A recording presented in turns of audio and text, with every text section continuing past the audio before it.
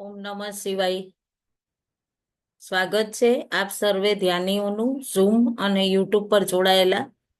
આજની આપણે વિજ્ઞાન ભૈરવ તંત્રની 85 ધારણા વિશે જાણીશું અને ધ્યાન કરીશું.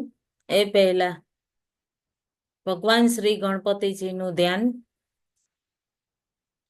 વક્રતુંડ મહાકાય સૂર્યકોટી સમપ્રભ નિર્વિઘ્નમ કુરુ મે દેવ સર્વકાર્યેષુ સર્વદા સર્વકાર્યેષુ સર્વદા.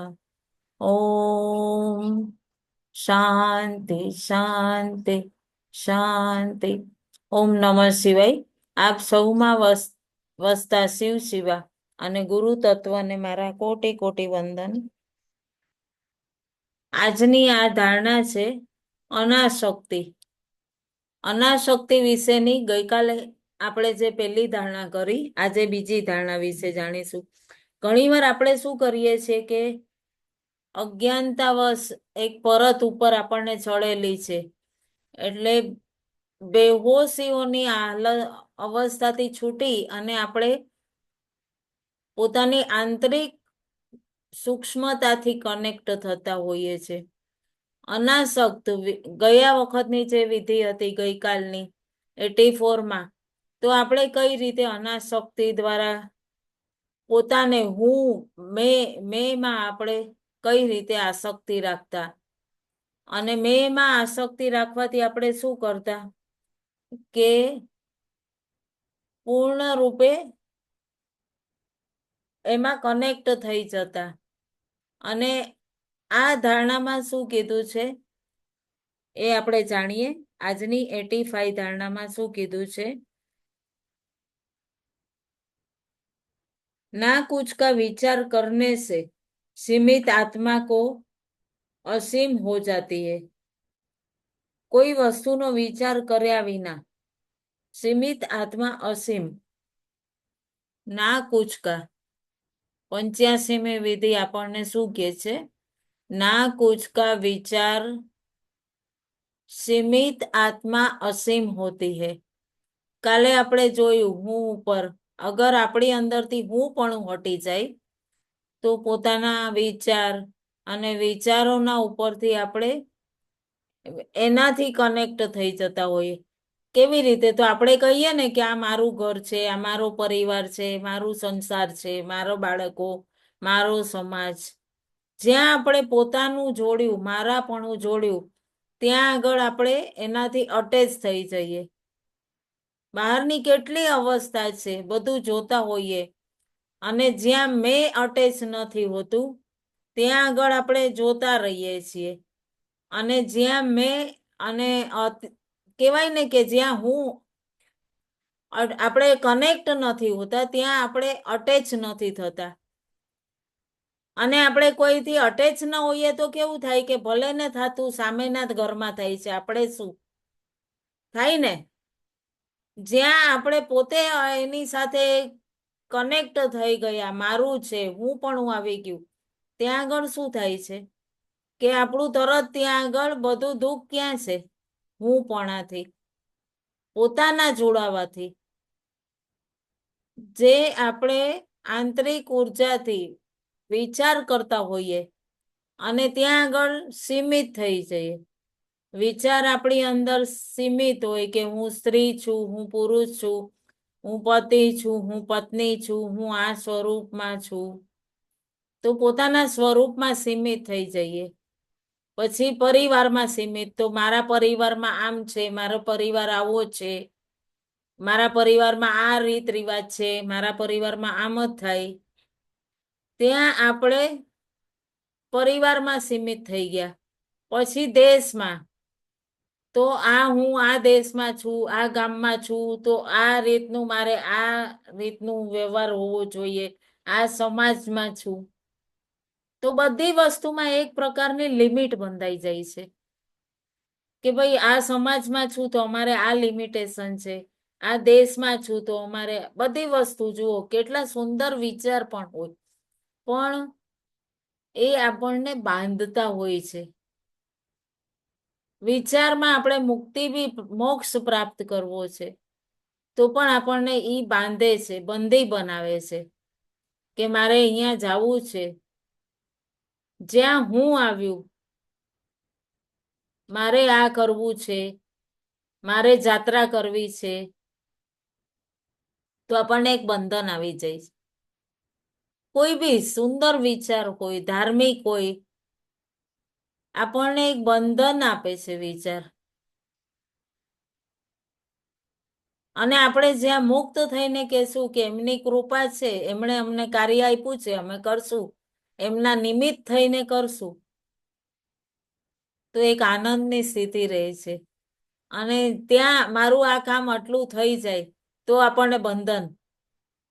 અને હરીને કહેશું કે આપનું કામ છે, આપે કરવાનું છે, તો એ કામ સરળ અને સહજ થઈ જશે. જ્યાં આપણે પોતે અટેચ થયા કે હું આ કામ કરું અને મને વાહવાઈ મળે, મારી તારીફ થાય, તો એ એક બંધન આવી ગયું. કોઈ મારી તારીફ કરે, કોઈ મારા વખાણ કરે, એ એક બંધન છે કે વાહ વાહ સરસ કામ કરે છે આ બેન, તો બહુ સારું કામ કરે છે. ત્યાં એક બંધન આવી ગયું. હું અને મારા બંધનથી મુક્ત થઈને જ્યારે આપણે કાર્ય કરીએ છીએ ત્યારે અનંત આનંદ, ખૂબ અનંત ખુશીઓ આપે છે. એ જ આનંદ છે એ સ્થિર રહે છે.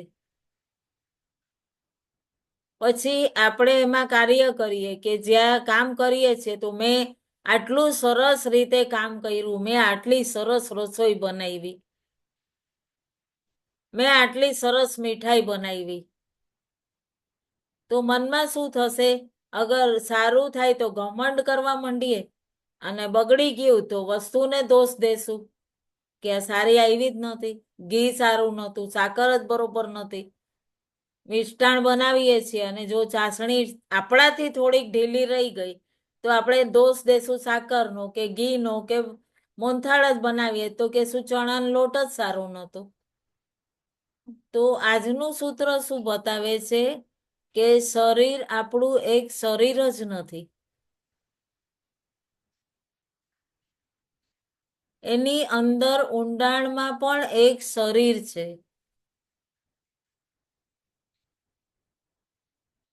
અગર વિચારો કોઈ મશીનરી એક કાર્ય કરે છે તો એની અંદર એક મિક્સચર જ પકડી લ્યો તો એની અંદર એક મોટર હોય ને, ઈ કામ કરે ને તો અંદર બી એક મોટર છે. અને ઈ કોણ છે? ઈ મન છે. આ શરીર રૂપી યંત્ર, આ મશીન ને ચલાવવાનું કાર્ય કોણ કરે? અંદરની મોટર મશીન મન છે. અને મન પદાર્થથી બનેલું, એ બહુ સૂક્ષ્મ બનેલું છે તરંગોથી.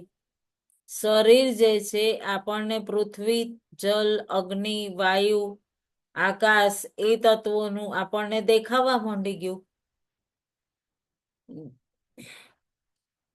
જલ છે એ આપણા અંદર જેટલું લિક્વિડ છે એ જલ તત્વ છે. રક્ત છે, પાણી છે. અગર આપણી અંદર ઉષ્ણતા છે તો એ આપણને સૂર્યથી મળે છે. અગ્નિ તત્વ છે, શ્વાસ વાયુ છે. જેટલું બી ખાલી સ્થાન છે શરીર જેટલું, શૂન્યતા, બ્રહ્માંડનો સ્પેસ, આકાશ તત્વએ લઈને રાખ્યું છે. એ આકાશ છે. જેટલું વેદ આપણું વેદ છે, મેદ છે, એ પૃથ્વી તત્વ છે. મન આંતરિક છે. અંતરની સૂક્ષ્મ તરંગોથી બનેલું મન છે. એટલી સૂક્ષ્મ કે શરીરથી અનાસક્ત થવું એ જ આપણને કઠિન લાગે છે. અને એ કઠિન લાગે છે પણ કઠિન છે જ નહીં. દેહ છે, એને તો એક દિવસ મટવું જ છે.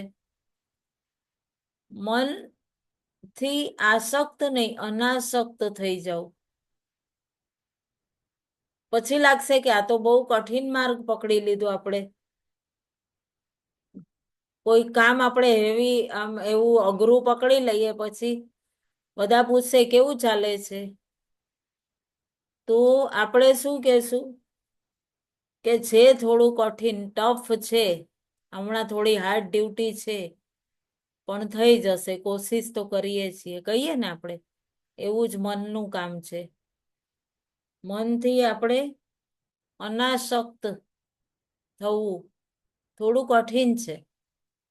કોઈ કહી દે, આપણે કોઈની વાત શરીર ઉપર અસર નથી કરતા, કોઈએ કંઈક મેણો માર્યું, કોઈએ, પણ આપણે મન ઉપર અસર લઈ લીધું. મનથી કોઈ પણ સ્થિતિને આપણે મનથી અનુભવ કરીએ, શરીરથી નહીં. શરીરથી આપણે એટલા આસક્ત નથી. એનાથી થોડી આપણને કે ને ડિસ્ટન્સ છે એ ખબર બી પડે છે. પણ મનમાં વિકાર છે, બધું મનનું દુઃખ છે.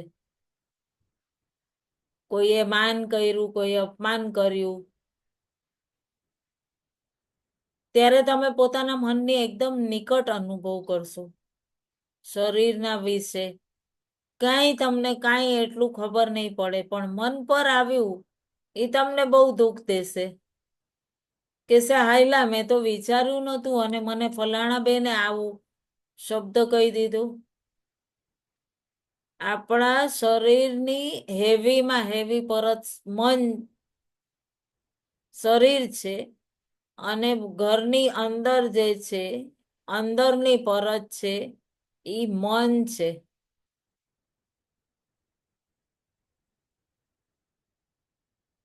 આપણે ઘરની બહાર નીકળીએ તો એક ખબર છે, પૂરો આખો વરાંડો દેખાય આપણને, બાઉન્ડ્રી વોલ. અને ઘરની અંદર આવ્યા તો ઘરની અંદરની વોલ અલગ દેખાશે, બાઉન્ડ્રી વોલ અલગ.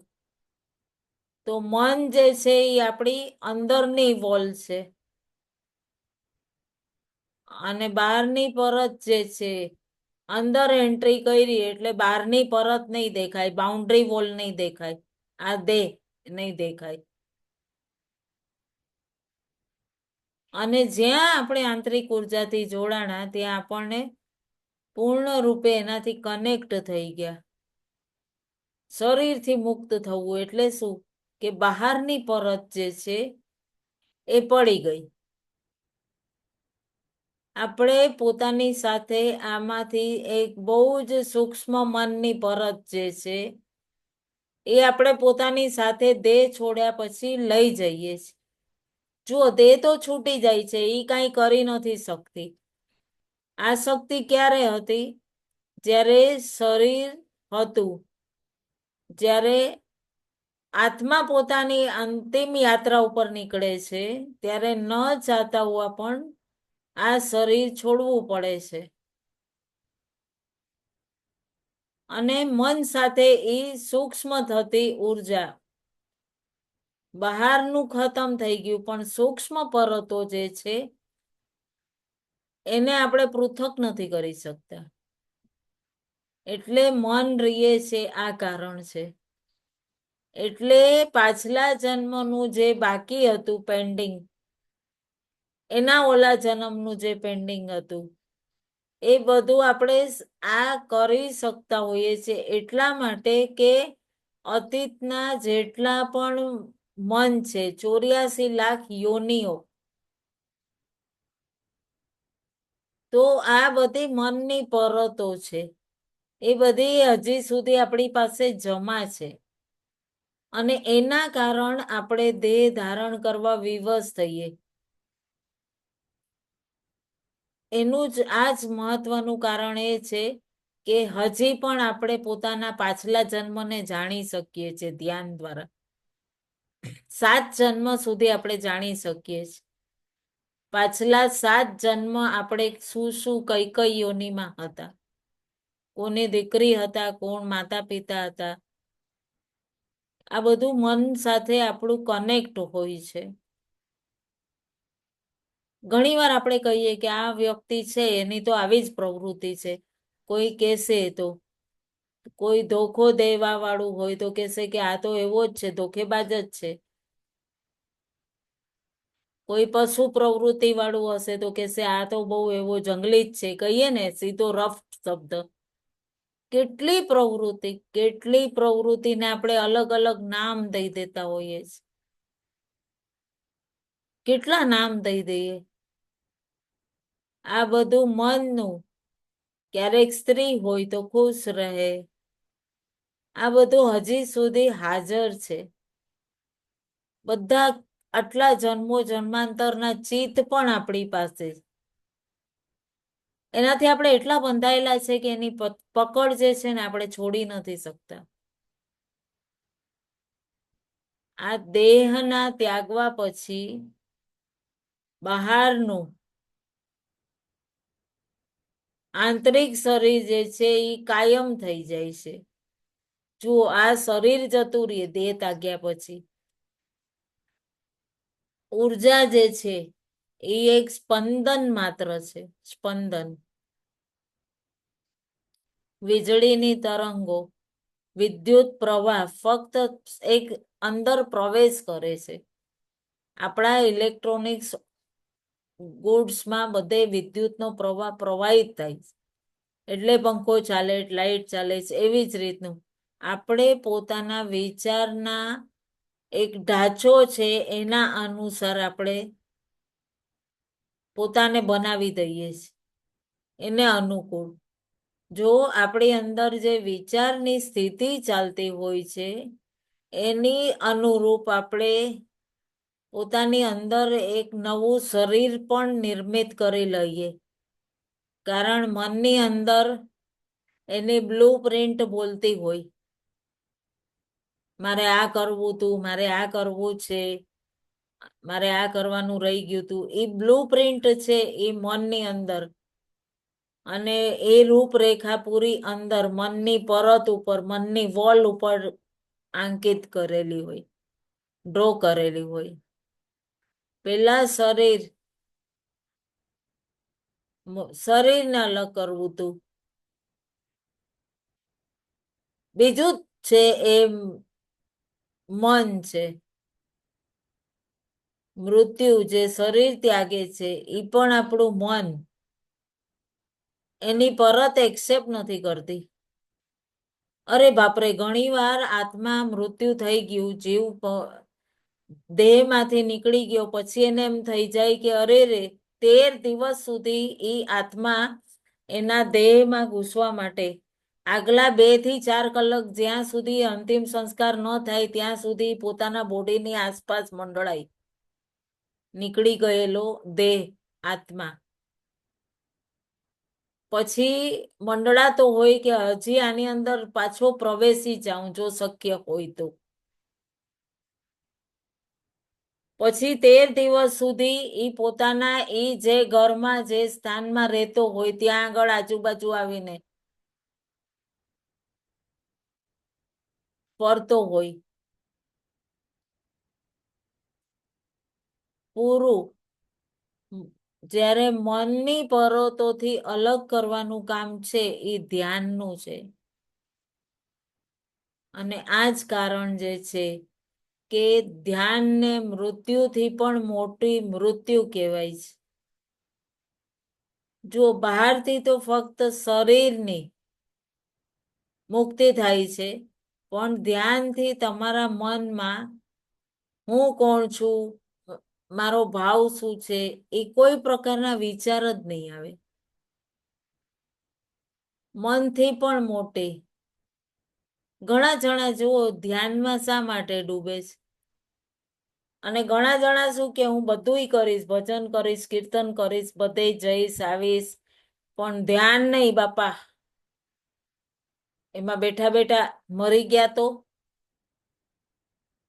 નહીં કરી શકે. જે અમુક લોકો એમને બહુ બીક લાગતી હોય. કોની કઈ મૃત્યુની બીક લાગે ખબર છે? મનની મૃત્યુ. કેમ તો એમને એ પ્રવૃત્તિ લાગેલી છે કે આ મારો પરિવાર, આ મારો સંસાર, આ મારો વ્યવહાર મારું. જે લોકો ધ્યાન કરે છે એ ક્યારે ને ક્યારે કોક ને કોક દિવસ તો એ બિંદુ ઉપર પહોંચી જ જશે.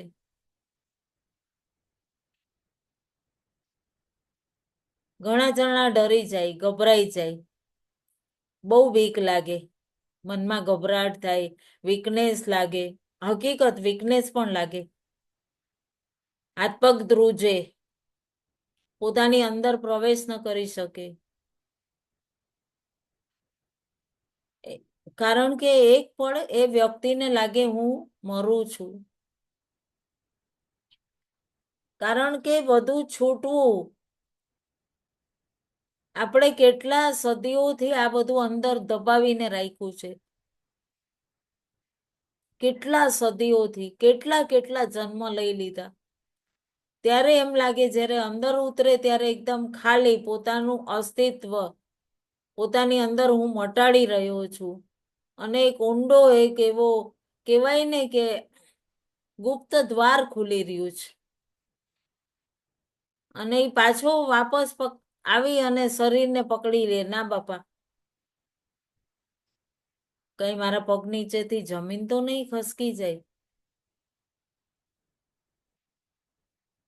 સામે ઘણીવાર બહુ ઊંડી ખાઈ દેખાય કે બાપરે, મન એક ડીપ શૂન્યતા, ઊંડા ઊંડા ઊંડા ઉતરતા જવું. અને પછી એ વ્યક્તિ સૂઈ જાય એની અંદર. કોઈ ચેષ્ટા કરે તો પણ ઉપર ઉપર નહીં કરે, પૂરી રીતે ધ્યાન કરી નથી શકતું. બોલો, એટલું દિવ્ય મનનું મરવું ખૂબ જરૂરી છે. ઘણા જણા કહે કે ખબર નથી અમારી શ્વાસ ચાલે છે કે નથી ચાલતી, ખબર જ નથી. અને ખબર નથી અમે હસું કે નહીં હોઈએ ધ્યાન પછી. તમે જ્યારે એ શૂન્યતાને જાણી લીધું પછી તમે એમ નહીં કહો. જ્યારે તમે ધ્યાન પછી બહાર આવો છો ત્યારે તમારું એક નવું વ્યક્તિત્વ, નવી વસ્તુ, એક ન્યૂ મનુષ્ય તમે થઈ જશો. અને પાછલું જે વ્યક્તિત્વ છે જે એ તો મરી ગયું, મટી ગયું. જૂનું મનથી જે જોડાયેલું હતું, જેની મનથી તાત્મયતા હતી, એ મટી ગયું. હવે આપણે મન સાથે તાત્મયતા નથી. મનનો ઉપયોગ કરીએ આપણે, પછી તાત્મયતા ન કરીએ. પછી આ મશીન છે, આ હું છું, આ વસ્ત્ર છે, આ વસ્ત્ર મેં પહેર્યું છે પોતાના શરીર માટે. પરંતુ હું જ્યારે ભૌતિક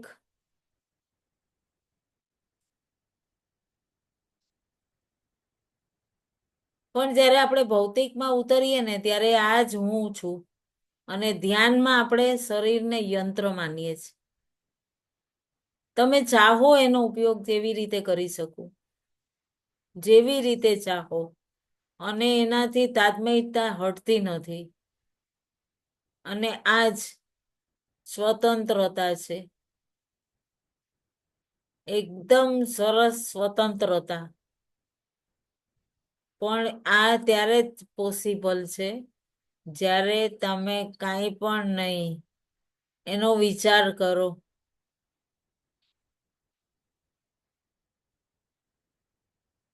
અને પછી અમારા ગુરુ કહેતા હતા કે બધા ઉપર માટી નાખ, વ્યર્થ છે બધી વાત ઉપર ટાલો મીટી, ના કુછ વિચાર કર, વ્યર્થ ચિંતન ક્યું કરે.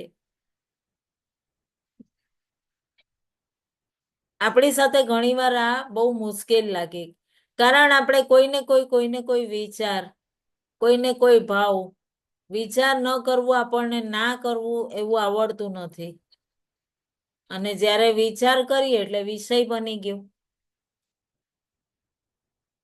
અને વિષય બની ગયો એટલે વિચાર એક પદાર્થ છે. અને વિચાર ઉપર વિચાર કરવો કેવી રીતે, તો આપણે શૂન્યના સંબંધમાં ક્યારે સોચવાનું અને ક્યારે વિચારી શકશું? આ બધામાં એટલો ટાઈમ નથી લાગતો, પણ આપણને એમ લાગે છે કે આટલા મોટા સંસારમાં આપણે ખોઈ જશું, ખોવાઈ જશું, અને આપણને કોઈ નહીં ઓળખે તો હાયલા ખોવાઈ ગયા, આપણે પોતે પોતાને જ ભૂલી ગયા. અમને ગુરુ કહેતા હતા, વાતો બહુ ઓછી, પોતાના શિષ્ય બનાવવા પહેલા કે પોતાના ચહેરાને જોઈને આવો, ગોતીને આવો, કોણ છો તમે?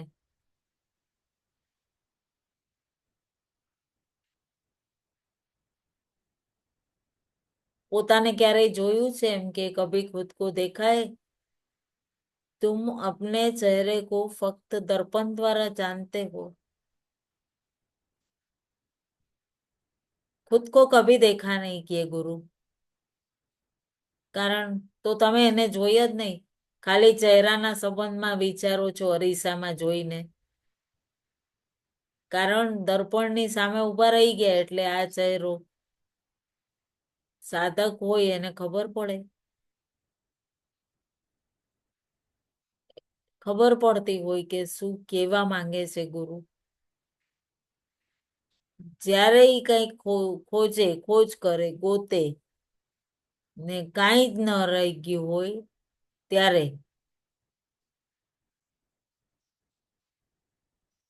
કારણ કોઈને કોઈ વિચાર હોય છે,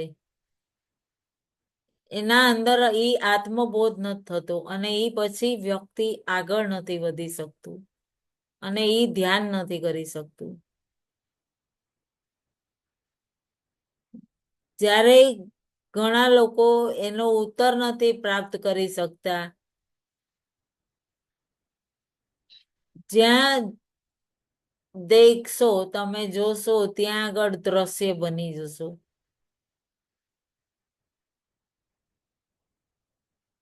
અને તમે જ્યાં જોશો ત્યાં દ્રષ્ટા બની જશો. પછી તમે થઈ જશો. મનથી મનનું સમાપ્ત થવું એ જ અમન છે. અમન, અમન, ચેન, આપણે કહીએ ને શાંતિ, અમન, અને જ્યાં મન ખતમ ત્યાં સીમા વિલીન, અને આપણે સર્વત્ર વ્યાપ્ત. અચાનક બધું જ આપણું થઈ ગયું. પોતે પોતાને વૃક્ષમાં, પથ્થરમાં, આકાશમાં, પોતાનામાં, પરાયોમાં, બધામાં પોતાને અનુભવ કરી શકે. બધાનું પૂરું અસ્તિત્વ એક દર્પણ. પછી મેં જે પોતાની અંદર જે શૂન્યતા જોઈ એ કેવલ હું જ હું.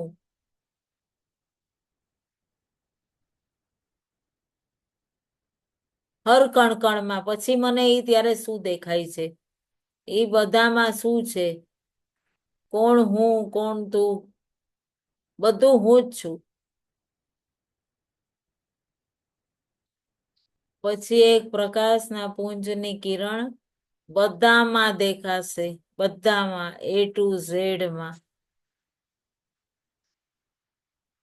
તો જ્યારે આપણે લાઈટ બંધ કરી દઈએ રાત્રે, ત્યારે આપણને જોઈએ કે કઈ લાઈટ, કઈ કિરણ. જ્યારે મહીસાગરમાં જલ છે, એક ગાગર જલ એમાં વિલીન થઈ ગયું, પછી કયું જલ છે? મહીસાગરનું, ગાગરનું હતું ઈ કે સાગરનું છે ઈ જ? ગ્લાસમાં સાગરમાંથી જલ ભરી લીધું એક ગ્લાસ, તો ઈ કોનું થયું? તો ગ્લાસનું થઈ ગયું ને. તો આ જ અવસ્થા આનંદની અવસ્થા છે. અને આ દિવ્ય મોમેન્ટમાં કાંઈ જ આપણે અનુભવ ન કરી શકીએ. ત્યાં કઈ છે જ નહીં. હવે તમને કોઈ કહે ને કે તમને મટાવી જ નહીં શકે. પૂરું બ્રહ્માંડ તમે થઈ ગયા તો તમારી કોઈ તમને મિટાવવા માટે કઈ છે જ નહીં એની પાસે. પછી એમાં શું મળવાનું? દોષ મળવું અને મીટવું. માટીમાંથી એક ગળો બનાવી લીધો, તો બનવા પહેલા પણ માટી છે અને બનવા પછી પણ માટી છે. આ પ્રકાર છે. આ જ અવસ્થા આપણા મનની આપણે કરવી છે. આ જ અવસ્થા. અને આજ તમે કહી શકો અહમ બ્રહ્મસ્મિ. સમગ્ર હું છું, બધું મારી ભીતર છે. બધા સાગર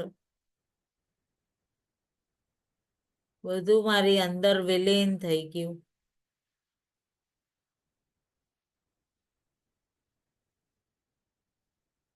બધું જ મારી અંદર વિલીન એકદમ. પછી કાંઈ જ નહીં. જ્યારે બધું મારી અંદર સમાઈ ગયું તો હું કહેવાની, મેં કહેવાની જરૂર નહીં. જ્યાં મારું જ બધું બેઠું છે, મારો પરિવાર, હું કઈ કહેવાની જરૂર જ નથી. આપણે કોને કહીએ છીએ? બધું જ તો હું છું. મને ખબર છે કે આ જેટલા પણ શરીર છે, જેટલી બી પરતો છે, બધો જ વિસ્તાર આપણે એક જ અંશ છીએ. તો આ અંશોની અંદર પણ હું છું અને બહાર પણ હું છું. પછી કોઈને દુઃખ દેવું, ક્રોધ કરવું, એની પર ક્રોધ કરવું, દુઃખ કરે એની ઉપર દુઃખ જાહેર કરવું, વ્યથિત છે તો પણ હું છું. પછી તમે કોઈ વાતે લડશો નહીં. આ મનને મટાવવા માટેની આજ હું કોણ. કાલે વિચારથી તમે મુક્ત થયા, આજે હું કોણ. બધું આપમાં સમાઈ ગયું, તમે શૂન્ય થઈ ગયા, બધામાં વિલીન થઈ ગયા. અથવા તો બધું એક છે ને હું કંઈક બીજે જાઉં છું અને બધું મારા અંદર સમાઈ ગયું, એમ પણ માની શકો. આપણે બધામાં વિલીન થઈ ગયા, બધામાં ભળી ગયા કહીએ ને. કાંઈ એમ માનો કે બધું મારી અંદર સમાઈ ગયું, કે હું બધામાં ભળી ગઈ. કેટલું દિવ્ય છે. ક્લિયર થઈ રહ્યું છે ને. આને નિર્વાણ સ્થિતિ કહેવાય. બહુ દિવ્ય સ્થિતિ, નિર્વાણ. જ્યારે આપણે વિચાર કરીએ, અને વિચાર કરવું કોઈ સંબંધ નથી. વિચાર કરવું છે એક અવરોધ છે. નિર્વિચાર હોઈએ તો પોતાના અસ્તિત્વથી જોડાઈએ. કેટલું દિવ્ય છે. અમન. કોઈકથી વાત કરીએ તો એનાથી જોડાવવું નહીં, અટેચ ન થવું. વાતચીત રહી જાય ફક્ત.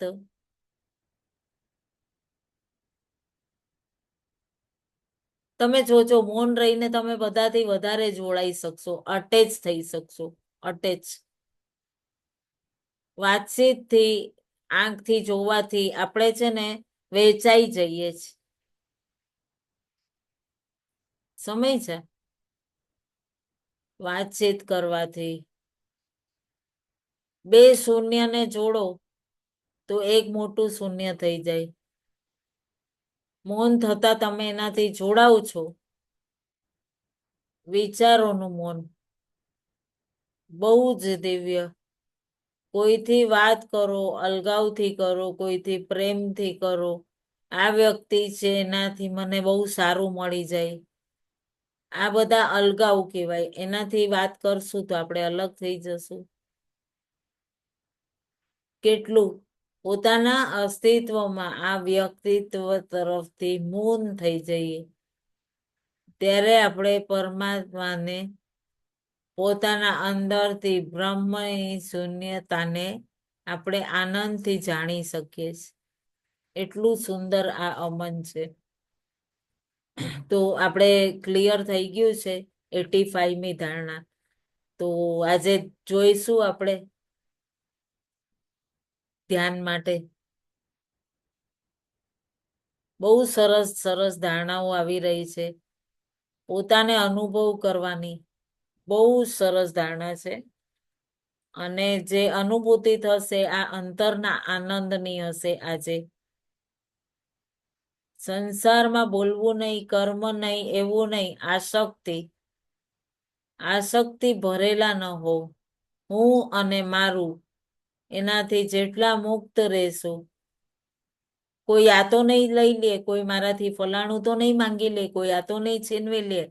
આપણે લઈને શું આવ્યા હતા? છો ને લઈ લે તું. આપણું હશે તો આવી જશે પાછું. એવું કરવાથી આપણે અંતરના મૌનને ખોઈ દેતા હોઈએ છીએ.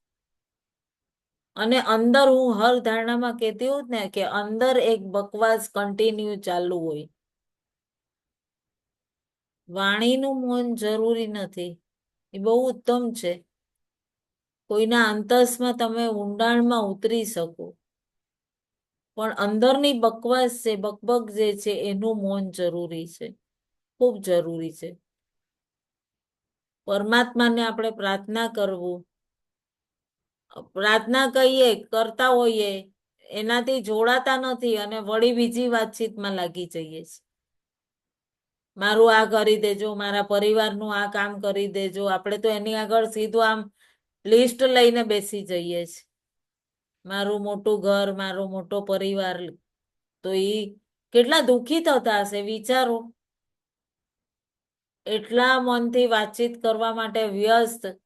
મંદિરમાં ગયા તો એ પછી ભગવાન કહેશે આવી ભિખારણ, આવી કે કંઈક માંગશે વળી, એટલે ભગવાન આંખ બંધ કરી દે પછી. પણ જ્યાં તમે સમજો કે હું તો તમારો અંશ છું, મારા કરતા તમને વધુ ખબર છે, પછી માંગવાની જરૂર જ નથી. ફક્ત એને અનુભવ બસ કરો. અને એ આમ માથે હાથ મૂકી દેશે. તથાસ્તુ બચ્ચા, આપણે માંગશું નહીં તોય પગલે પગલે, હર ક્ષણ. હું એક કદમ ઉપાડું છું, હાલો પ્રભુ. 2 કદમ પ્રભુ ઉપાડશે. અંતરની આનંદની સ્થિતિ હોય છે. મૌન ન હિન્દુ છે, ન મુસ્લિમ છે, ન ક્રિશ્ચન છે, ન શીખ છે. મૌન બધાનું આંતરમાં એક જ છે. 2 વ્યક્તિ ભાષા એકબીજાની નથી સમજતા તો એ ચૂપચાપ બેઠા છે. કોઈ ઇંગ્લિશ બોલે છે, કોઈ ગુજરાતી બોલે છે, કોઈ હિન્દી બોલે છે. 10 વ્યક્તિ બેઠા. પણ આ પૃથ્વી પર 4,000 થી પણ વધુ ભાષાઓ છે. દરેક વ્યક્તિ પોતાની માતૃભાષાથી કનેક્ટ, એનાથી જોડાયેલું, ગહેરું, ડીપમાં. તમે ભાષા નથી જાણતા, કોઈ તો અજનબી થઈ ગયા.